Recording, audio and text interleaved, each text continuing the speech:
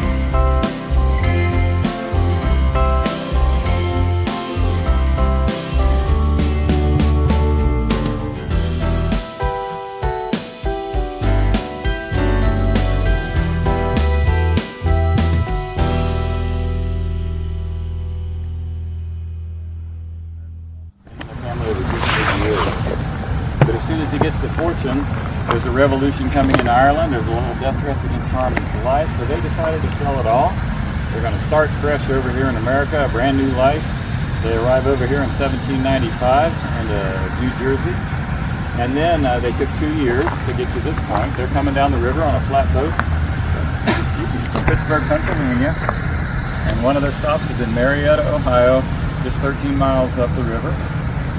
A gentleman up there owned this property, and they came down and looked at it as exactly what they've been looking for. So they purchased 160 acres, the upper section of the island right here. It starts construction of the mansion in 1798 and finished it in 1800. But they only got to live in their mansion for 6 years because former Vice President of the United States, Aaron Burr, stopped by here in 1805 and ended up getting Harmon and Margaret Blennerhassett charged with treason. And that's a fairly serious charge. That charge caused Margaret and Harmon to have to flee this island. But they did catch Harmon. They actually put him in jail. Margaret went all the way down to Natchez, Mississippi to wait for the trial of Harmon when he was in jail, the outcome of the trial, to get away from all the turmoil up here. They found Aaron Burr because Aaron Burr was the one that got him charged with treason, because Aaron Burr talked Harmon Blennerhassett into letting him use this island for his new military headquarters. And Aaron Burr was going to raise a private army, take his private army down to Mexico, try to take Texas away from Mexico and turn that into a brand new country. So Aaron Burr establishes the military headquarters on this island. And in all the confusion, President Thomas Jefferson thought Aaron Burr was trying to raise an army to attack the United States. So that's why Harmon got charged with treason, Aaron Burr got charged with treason, everybody got charged with treason. But once they started and had the trial, Aaron Burr was the very first one in court. He sorted out all the confusion, straightened everything out. They had to drop all the charges because he did not break any laws in 1800. They dropped on charges against Harmon Blennerhassett. He's free, but he does not feel safe coming back here, and he knows Margaret is hiding down in Mississippi, so he went down there and found her. They decided to buy a 1,000-acre Mississippi cotton plantation. So he's going to start over, regroup down in Mississippi, and then try to come up and salvage this place. But unfortunately, while they're down in Mississippi, down at Wood County down here, they came right back in, took possession of their house, and put all their belongings out on the front lawn and had a huge auction and sold their possessions for money owed and back taxes, because they had not been paying taxes. So they came in and collected while Blennerhassett were down in Mississippi.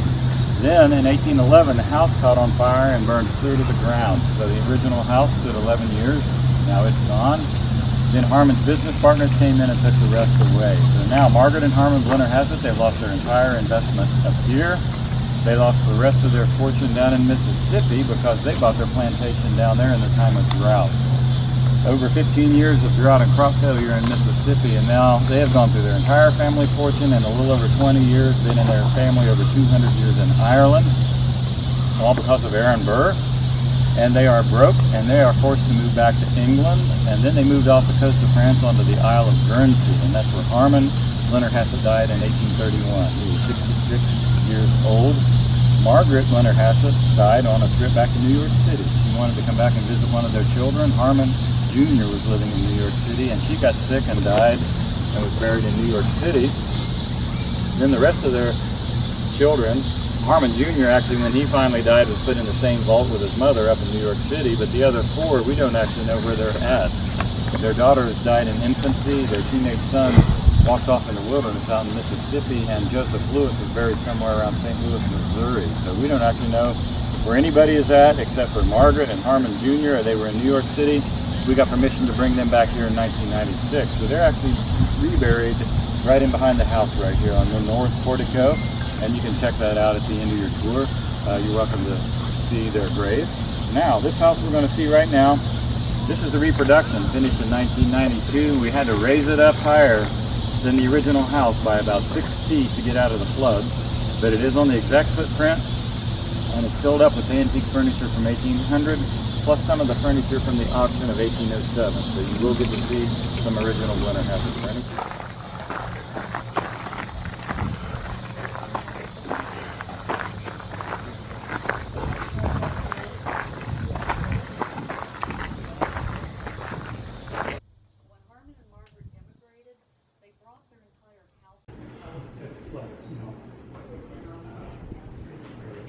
Beautiful, just like a man.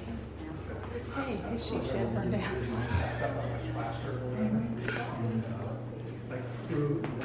Okay, raised. Yeah, raised. And I am junior docent here on the island. So before we begin, I do ask that everybody stay here in this main entrance hall area so I can talk about the different rooms, and you guys are welcome at the end to go and take a look at that. So currently starting off with the room that we are in right now, which is the entrance hall, like I already told you. This is where their guests would have come in from the front door there. It said that sometimes Mr. Blennerhassett would be playing his violin as people would come in the door, his guests would come in. And sometimes his wife would be in this room over here where she would play the piano to accompany him with his violin. That was said that they would do that oftentimes when their guests would come in. But if you look up at the crown molding, I'll give you guys an idea of the kind of money that they were willing to spend on this place. If you see the gold paint up there on the crown molding, that is where they would have originally had 24 karat gold paint leaf, gold leaf up there. That's what that all would have been up there. Pretty much everything gold that you see in the mansion would have been real gold or another precious metal at the time.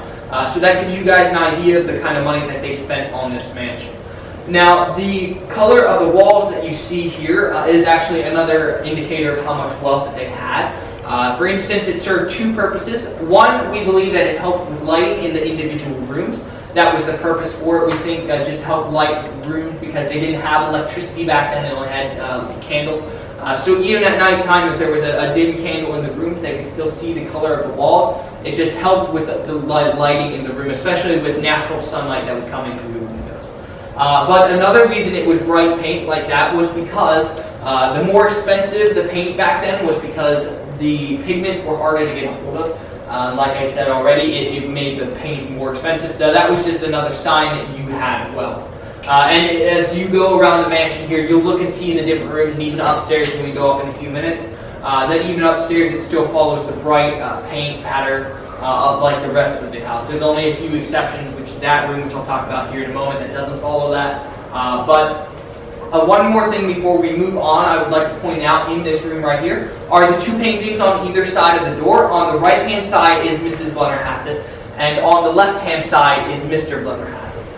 Those are what they would have looked like. That gives you guys an idea of who they are. Those are replicas of original paintings. They are not the originals. I'm not sure where the originals are right now, but those are exact replicas of them. So that gives you guys an idea of what they look like. So now moving on to the next room, which is the dining room, just past this double-sided fireplace, which you guys will actually see a lot in the house here is double-sided fireplaces. They're kind of the main source of heat and light for these rooms. That was the purpose of those right there. But right now it is set for a luncheon, and that luncheon would have been the main meal of the day, held approximately 3 in the afternoon till about 6 in the evening. They were very long meals. They had about 6 or 7 different courses that came with them.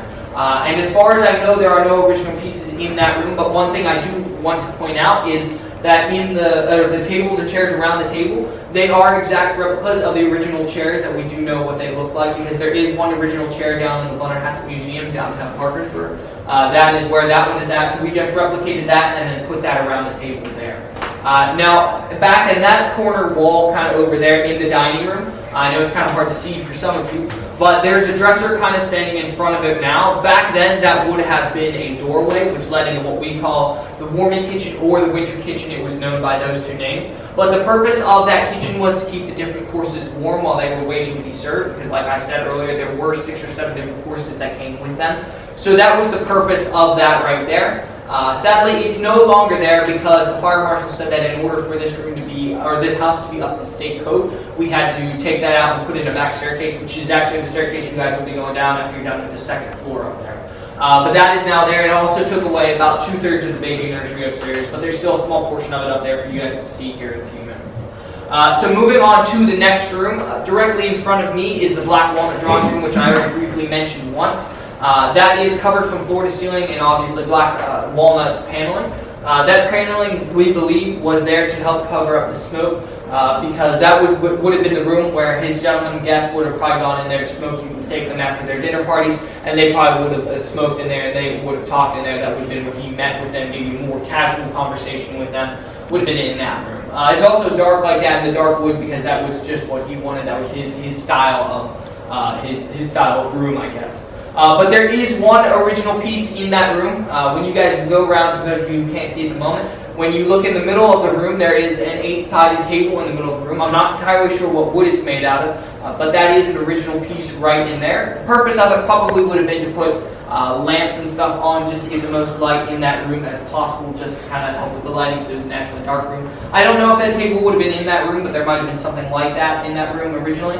That table could have been anywhere in the mansion here. They just chose to put it there, not sure why. But it is an original piece, and it is over 200 years old. But one thing I do like to point out here is about all the furniture that you see in this room here. If it's not a replica, it is still from that time period, meaning it's just as old, maybe older than the original pieces that are here. So it's still all from that period. So moving on to the next room, which is this one right over here. This is the East Drawing Room. As you can see when you go and look at it here in a moment, it still follows the bright pattern scheme. It's got bright blue paint in there. We believe that that might have been the room that Mrs. Blennerhassett might have taken her lady friends into, maybe for different teas if they were here at that time period for that. If she had guests or anything like that, they might have gone in that room or one of the rooms upstairs. We don't really know. But that it's likely that that would have been one of the rooms. It's also likely that if the Blennerhassetts weren't already playing their musical instruments for the Blennerhassett or for the guests whenever they came in here at the hearth and in there, it's possible that there could have been a servant that would have ushered them into that room there. It's likely that that would have been the room that they would have done that with. They would have just been put in there to wait for the Blennerhassetts wherever they were around the estate. That room that has no original pieces, but like the rest of the furniture, it's all period correct. And that's pretty much it for that room right there. That was the purpose of it. So now I'm going to go ahead and move on to the final piece, or the final room on this floor, which is back around the corner here, just kind of back behind these stairs. It is the West Drawing Room, probably the more casual of the drawing rooms, 2 drawing rooms on this side of the house. It likely served many purposes. We're not really sure exactly what it would have been for. Like I said, it probably had a lot of different functions. It might have been another one of the rooms that Mrs. Blennerhassett might have taken her friends in to have tea or anything like that with. Could have been the room that their children might have come down in the evening and they might have read a book in there. We don't really know. It probably, like I said, served a lot of different functions. Her piano that she played in this room has now been relocated to that room in there. So it is now in there. That is one of the original pieces here in the mansion that was hers. It doesn't look like our pianos today, though. It's a rectangular box, a long rectangular box. It only has about half the keys of our pianos now today. And originally back then, they didn't come with legs, so you either had to make or buy your own legs. So those pianos were portable back then. You could move them around, so they could easily be moved around like that. So, like I said, that room doesn't have an exact purpose, but there are 3 other original pieces in that room. They're all made of alabaster. There are 2 alabaster decoration vases up on the mantelpiece, kind of like how those candles are sticking up right there. They're back in that room there, and then there is an alabaster compote on the back wall, same wall as the piano. That probably would have been used for different arrangements of flowers. At this time, there's not a whole lot more about these rooms that I can tell you on the tour right now, though I can answer any questions that you guys have, so feel free to ask. But at this time, you guys are now more than welcome, as far as the barriers are up, to go and take a look at the different rooms here in the house. And when you're done, we'll meet here at the stairs, and then we'll go on upstairs to the next part of your tour.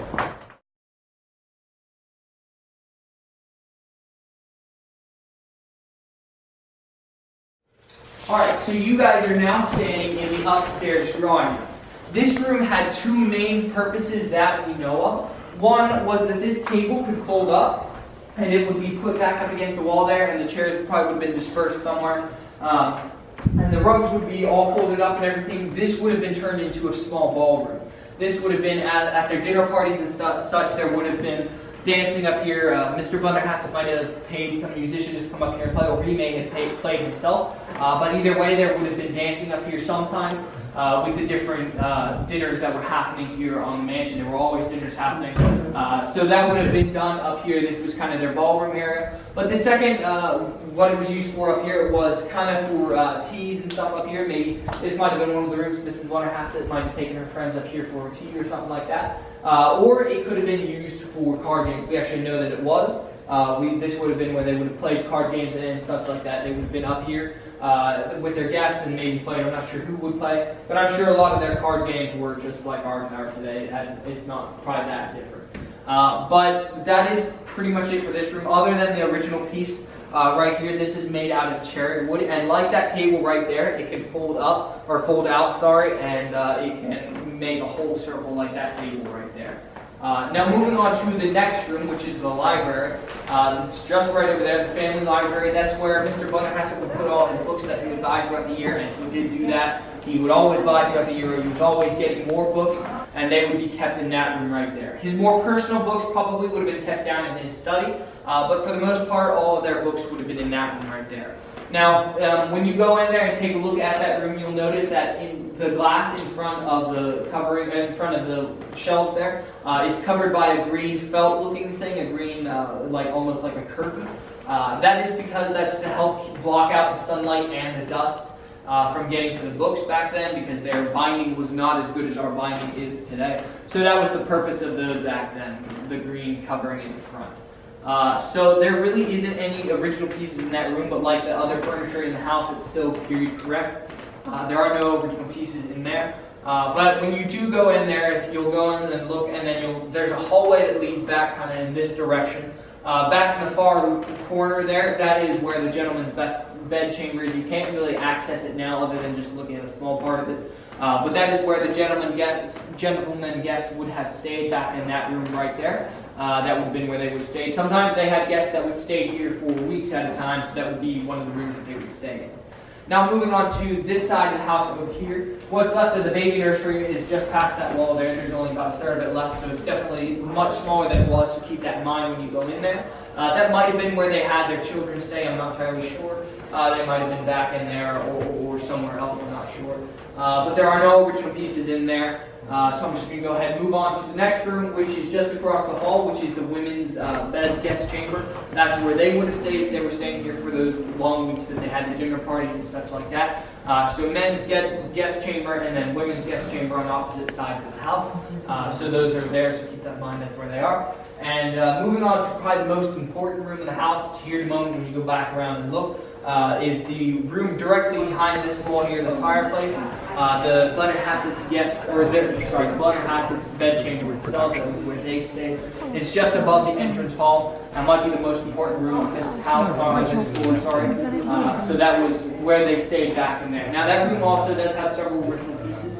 One is the corner washstand off to the right-hand side of the bed, and then there is a mirror on the left-hand side of the bed that is also original. And then there's a bow front chest in front of the bed, that is original. And then there is a family settee table, kind of along this wall here. If you're looking in towards this room, it's back closer towards the bed. It has a tall chair with it. That is the other original piece in that room. There's a companion piece in California that's black and gold. We probably didn't get it back. Salt was probably next. I mean, it's coming from the West Indies. Very nice. I did read that. I was curious too. I couldn't remember what was in there, but maybe she had a food You know, if you had looked besides that, it isn't that big. No, it's So not. I wonder if a block of sugar went in there before the granulated. It couldn't have been. It No. had to be the block. I would think so. So that's probably back how big. But then nobody's asking me about any of it. So.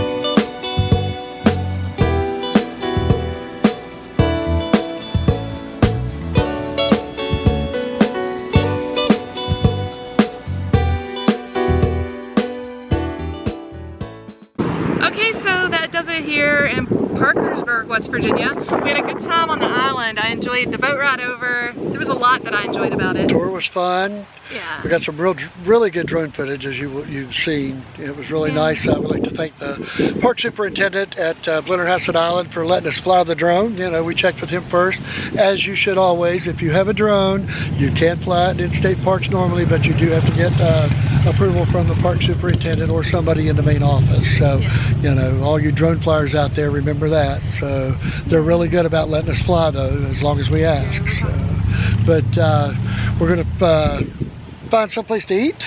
Yes, I am starving. Because like we went over and we looked around. We took a horse and buggy ride, you'll see. Then we walked the trail a little bit to see things. Then we went in the mansion and everything. So we've been there a while. It was $50 for both of us, and that was the boat ride, the mansion tour, the horse and buggy ride, and the museum. Entrance to the museum, on the mainland. Is on the mainland. So not bad. We were over there about 3 hours, so it was a good time. If you got an afternoon to waste and just want something to do and are in Parkersburg, it would be, you know, it's a very good time, very educational. So like we stopped here to do the outro. We did check out Blennerhassett Hotel. It's really old, it's really nice, but it just wasn't, it's on a main street, so you know, we wanted to film our closing there, but that just wasn't happening. So we came out to City Park in Parkersburg here to film our closing, and we hope you enjoyed the video. Make sure you hit the like button below if you enjoyed the video. Comment below if you've been to Blennerhassett Island. If you haven't, if you would like to go, ask us questions and maybe we can help answer those. But don't forget to subscribe and hit that notification bell, and you'll be notified when our new videos come out. And that's going to do it here from Parkersburg, West Virginia. Thanks for hanging out on this adventure, and we will see you next week.